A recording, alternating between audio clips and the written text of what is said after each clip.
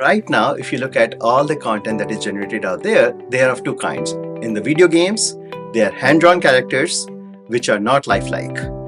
But they have complete degree of freedom. You can move around and navigate around them as if you were looking at them in the real life. On the other hand, you have the cinema, the movies, the television, and others, where you have extremely high quality.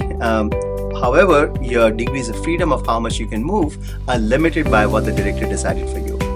So what we wanted to do was to democratize the experience, give the user, the end user, the power to navigate through these environments at their own will and not leave it up to somebody remote deciding what you can and cannot see and how you can choose to experience a particular environment.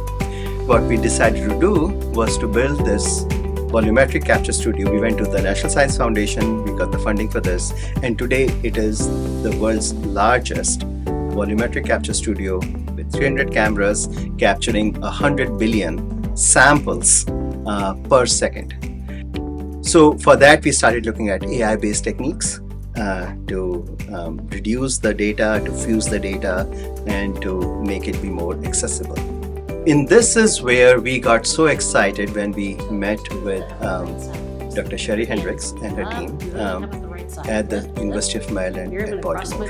And when we started talking with them, we realized that this particular technology could be a powerful new tool to help the healthcare providers and professionals educate and train the next generation of healthcare professionals.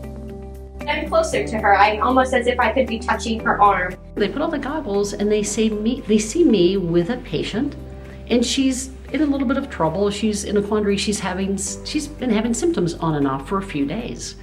And I'm asking her some questions about those symptoms, and I'm eliciting, her history basically. What else is going on? And I'm asking questions. When was the last time it happened? Does it make you short of breath? Tell me what your heart's doing. And then she starts exhibiting the signs, not just telling me her symptoms, but the signs. And now we have this overlay of an animation of all her anatomy. They can see physiologically what's going on with her as she's unable to talk, as she's unable to move limbs or can move limbs.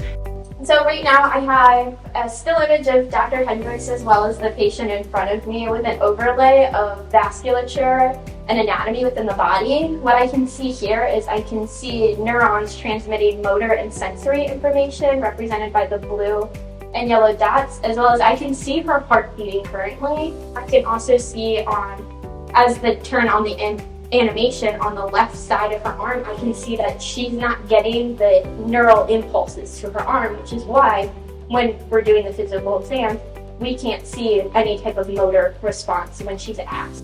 It really creates an experience like you're there too. And something I talked about earlier is, you're in these emergency situations. The chance of me and my clinical rotation being right next to the provider as they're doing the assessment is just not as realistic and possible. But to take the time and learn and really sink in what I'm seeing is so cool.